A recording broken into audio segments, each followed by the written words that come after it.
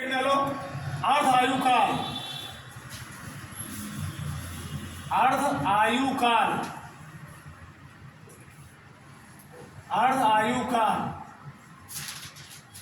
ठीक, half life period, PERIOD, अर्ध आयु काल,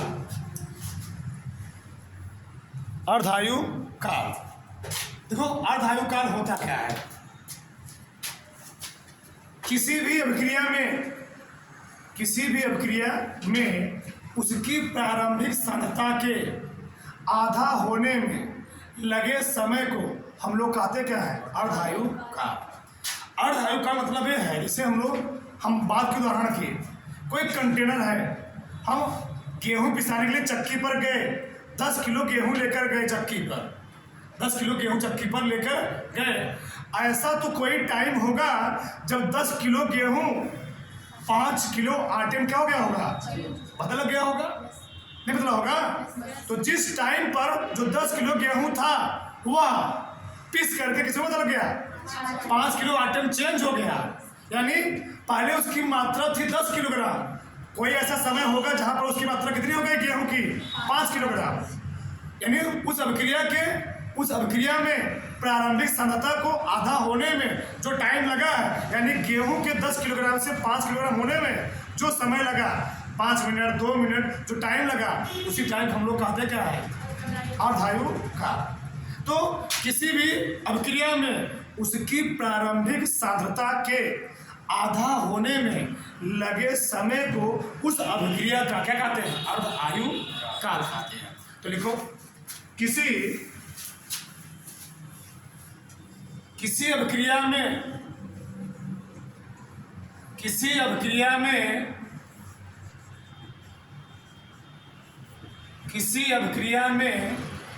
उसकी प्रारंभिक सांद्रता के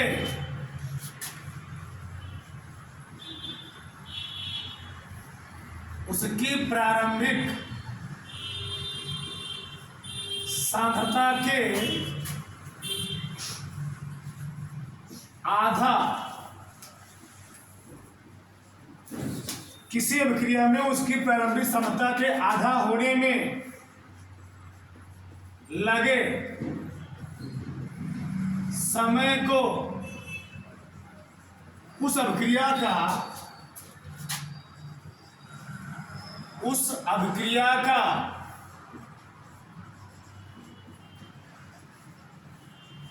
अर्ध आयु काल कहते हैं। इसे T1/2 से प्रदर्शित करते हैं। T1/2 ध्यान रहे, एक T इसके पैर के पास लगा है, इसे T1/2 से प्रदर्शित करते हैं,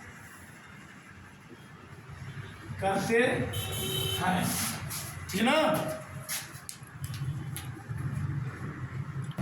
चलो समझ ना? जैसे कोई भी रासायनिक क्रिया होगी वह 2 चीज से बनी होती है। एक होता है उसमें अभिकारक, उसको हम लोग कहते हैं रिएक्टेंट, और रिएक्टेंट से हमेशा बनता क्या है? उत्पाद, प्रोडक्ट। क्या बनता है? प्रोडक्ट, ठीक। अब अभिकारक हम लोग दिखाते हैं R से, उत्पाद को P से। मान लो हमने कंटेनर में डाला 10 किलोग्राम गेहूं, T = 0 पर गेहूं वही रहेगा। अभी उसमें पता चोंगा लगा दिखता ना, चोंगा जब खोलते तो गेहूं में चोंगा जाता है, तभी चोंगा नहीं खुला है तो गेहूं कितना रहेगा कंटेनर में? वही रहेगा। T = 0 पर कोई गेहूं आके बदलेगा नहीं। ऐसा टाइम बीतता गया, एक ऐसा टाइम आया, वह टाइम हो गया T1/2। T1/2 का मतलब ये है कि वह पूरा 10 किलोग्राम गेहूं अगर 15 मिनट में या 16 मिनट में पिस जाता तो 8वां मिनट ऐसा होगा जहां पर आधा मात्रा बचेगी। तो अब बताओ 10 किलोग्राम से क्या मैंने क्या बोला? आधा होने में पहले कितना था 10, अब कितना हो गया 5। जब 10 किलोग्राम गेहूं था 5 किलोग्राम बचा तो 5 किलोग्राम इसमें चेंज हो गया होगा आटा। तो किसी मैं क्या लिखा हूं, किसी अभिक्रिया में उसकी प्रारंभिक सांद्रता के, प्रारंभिक सांद्रता ये ना, प्रारंभिक मात्रा ये ना, उसकी प्रारंभिक मात्रा के आधा होने में, पहले 10 था कितना हो गया आधा होने में जो टाइम लगा है, कुछ टाइम लगा होगा, उसी टाइम हम लोग कहते हैं क्या है अर्ध आयु। इसको हम लोग दिखाते हैं T1 हाफ से। अब देखो कोई भी रासायनिक क्रिया होगी, किसी कोटि की होगी, किसी भी कोटि की क्रिया के लिए, या देखो किसी भी कोटि की, किसी भी कोटि की अभिक्रिया के लिए, किसी भी कोटि की अभिक्रिया के लिए, अभिक्रिया के लिए क्या होता है, क्या होगा, जो T होगा वह हम लोग कितना रखेंगे T1 तथा जो उसका हमने क्या बोला अंतिम सांद्रता, क्या अंतिम जो सांद्रता होगी, अंतिम सांद्रता हम लोग पढ़ चुके हैं, दिखाते हैं RT से, किसे दिखाते हैं, चाहे लिखे बाहर चाहे लिखे अंदर, कंसंट्रेशन RT, वह क्या होगी, उसकी प्रारंभिक सांद्रता क्या हो चुकी होगी जी, अरे भैया अंतिम मतलब 5, अंतिम मतलब 5, तो 5 कब आया, प्रारंभिक सांद्रता क्या हो गया आधा, क्या हो गया, यानी कंसंट्रेशन R0 क्या हो गया आधा। तो किसी भी अभिक्रिया के उसकी प्रारंभिक सांद्रता के आधा होने में जो टाइम लगता है उसको हम लोग कहते क्या है अर्धायु कब कहते हैं। तो मैं लिखा हूँ, तो कोनो क्रिया, किसी कोनो कोटि की क्रिया होगी वहाँ जहाँ T होगा हम लोग क्या लिखेंगे T1 हाफ, और जहाँ क्या होगा सांद्रता वहाँ क्या लिखेंगे, जहाँ RT वहाँ क्या लिखेंगे R0/2 रखेंगे। तरह इसको उतार लो, आगे नहीं डालो,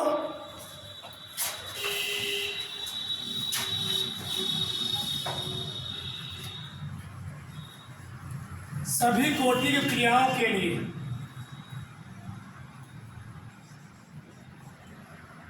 सभी कोटि की अभिक्रियाओं के लिए, अभिक्रियाओं के लिए अर्ध आयु काल का व्यंजक, अर्ध आयु काल का व्यंजक, सभी कोटि क्रियाओं के लिए अर्धायु काल का व्यंजक, पहले यार डाल देना, शून्य कोटि की क्रिया का अर्धायु काल, शून्य कोटि की अभिक्रिया का, शून्य कोटि की अभिक्रिया का अर्धायु काल, अर्धायु काल, दो ध्यान से चलो। हम लोगों ने पढ़ा है शून्य कोटि की अभिक्रिया के, शून्य कोटि की अभिक्रिया, शून्य कोटि की अभिक्रिया का वेग स्थिरांक का व्यंजक, खोलो तो क्या लिखा है, शून्य कोटि की अभिक्रिया का वेग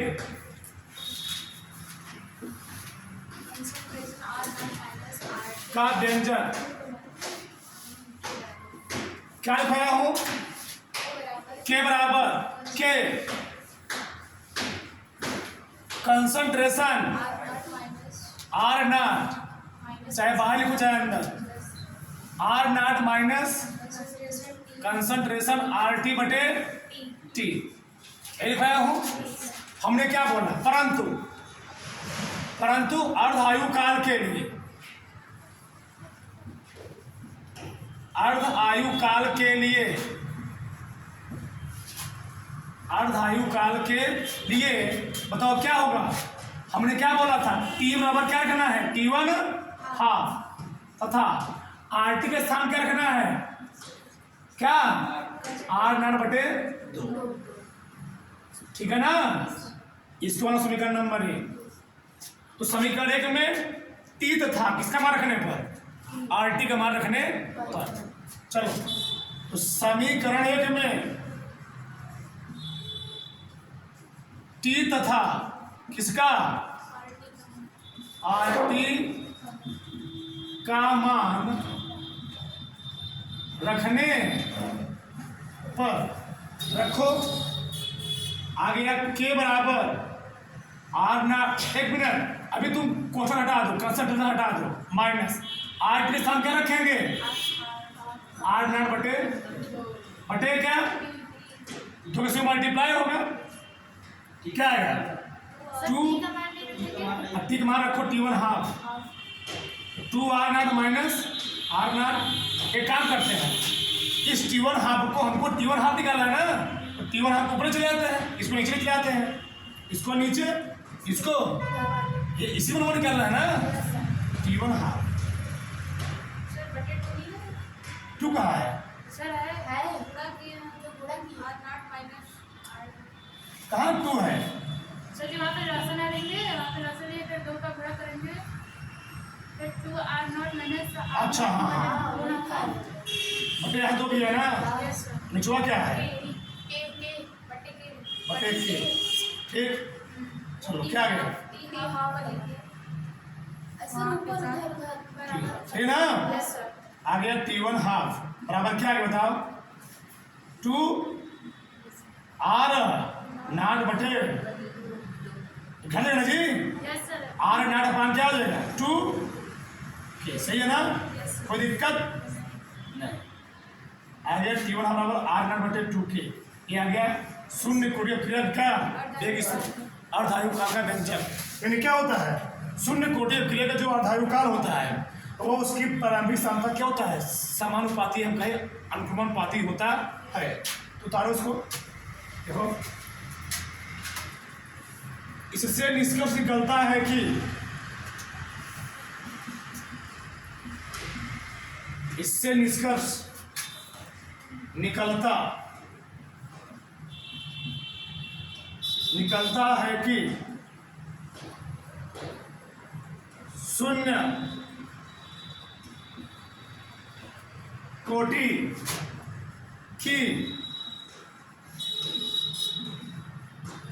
कोटि की अभिक्रिया का अर्धायुकाल उसकी प्रारंभिक सांद्रता के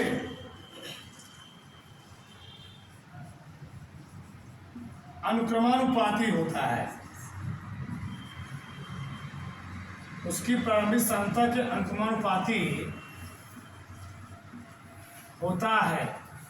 उतार डालो, उतारो। चलो आगे देखो, आगे हम बात करते हैं दूसरा नंबर डालो हेडिंग, तृतीय कोटि की अभिक्रिया, कौन सी, प्रथम कोटि ना जी, हाँ प्रथम कोटि की अभिक्रिया का अर्धायुकाल, फिर डालो प्रथम कोटि की अभिक्रिया का अर्धायुकाल, फिर डालो। चलो सबका ध्यान इधर, अब बताओ प्रथम कोटि की अभिक्रिया का वेग स्थिरांक का व्यंजक क्या होता है, के बराबर 2.303 बटे टी log 10 आर नॉट, वो भी होता है आर नॉट बटे आर टी, सही ना, ये लिखवाया गया है, 2 लिखवाए गए हैं, ठीक। चलो, परंतु अर्धायुकाल के लिए क्या रखेंगे, टी बराबर T1 हाफ और आर टी के स्थान क्या रखेंगे, आर नॉट बटे, तो सही ना, रखो यहाँ पर आ जाएगा के बराबर, कोई दिक्कत है जी बताओ, 2.303 बटे टी के स्थान क्या रखेंगे T1 हाफ, ठीक। log 10, सही है ना। आर नाट तो वैसे रहेगा, आर नाट तो वैसे रहने, बट आर के स्थान क्या रखेंगे, आर नाट बटे क्या रखेंगे जी, तो आर नाट सामान कट गया, क्या है बताओ, के बराबर नहीं, इसको इधर घटाओ, क्या जाएगा, T1 हाफ बराबर 2.303 बटे क्या हो गया, के गुणे 2 गया ऊपर, हो जाएगा log 10 बेस log 2 बेस 10, इसका मान होता है, देखो log 2 बेस 10 का मान होता है 0.3010, 3010 होता है, याद करना पड़ेगा, वो फार्मूला लॉगरिथमिक होता है। तो T1 हाफ बराबर आ गया 2.303 गुणे, इसका मान कितना है 3010 बटे क्या लिख दिए के, T1 हाफ क्या आ गया, गुणा करोगे 0.6931 अपान आ जाएगा के। यहाँ से क्या नहीं समझ में, देखो यार, प्रथम कोटि की क्रिया का जो वेग स्थिरांक का व्यंजक होता है, नहीं अर्धायुकाल का व्यंजक, तो प्रथम कोटि की क्रिया का अर्धायुकाल उसके वेग स्थिरांक क्या होता है, व्युत्क्रमानुपाती होता है। इससे निकलता है कि प्रथम कोटि की अभिक्रिया का अर्धायुकाल उसके वेग स्थिरांक के क्या होता है, हाँ, उसके वेग स्थिरांक के, यानी प्रारंभिक सांद्रता पर निर्भर नहीं करता है, उसके वेग स्थिरांक के व्युत्क्रमानुपाती होता है, व्युत्क्रमानुपाती होता है। ध्यान डालो, चला के देखो, अरे डालो, द्वितीय कोटि की अभिक्रिया, द्वितीय कोटि की अभिक्रिया का अर्धायुकाल किसका ना जी, किसका, लिखना द्वितीय कोटि की अभिक्रिया का वेग स्थिरांक का व्यंजक, ठीक, क्या लिखवाया गया है, द्वितीय कोटि अभिक्रिया का वेग स्थिरांक का व्यंजक के का मान, बोलो 1/T कंसंट्रेशन, ब्रैकेट में कंसंट्रेशन 1/RT बना 1/कंसंट्रेशन R, अभी लिखो मत, रुको लिखो मत, चलो, परंतु अर्धायुकाल में जो लिखना पड़ेगा, समय मैं पहुंच चुका पहले ही, जहाँ T रखना है रखो इसमें, तो क्या गया 1/, क्या हो जाएगा जी, T1 हाफ 1/, इसके सामने क्या रखोगे, R0/2 माइनस 1/, R0 दो गया ऊपर ना, T1 हाफ ऊपर लेकर आओ, T1 हाफ बराबर क्या हो गया 1/, के 2 बटे क्या हो गया R0 माइनस क्या हो गया बताओ 1/, R0 घट गया ना, दोनों आधार एक ही है, 1/, के 2 - 1 बटे क्या हो गया, बताओ 1/, के R0, देखो यही लिखाया हूँ प्रथम कोटि क्रिया में, ये लिखा गया ना,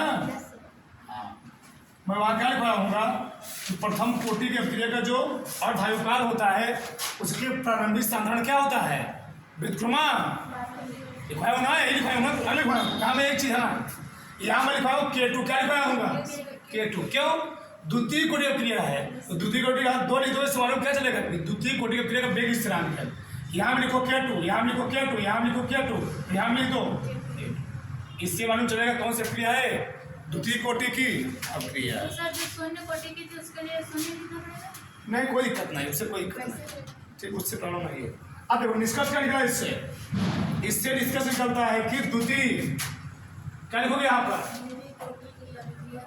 द्वितीय द्वितीय कोटि क्रिया का अर्धायु काल उसके प्रारंभिक जी एक स्त्रीलिंग लिख सकते हो, उससे कोई दिक्कत नहीं है। उसके प्रारंभिक सांद्रण के सांद्रता क्या होता है? काफी होता है। उतारो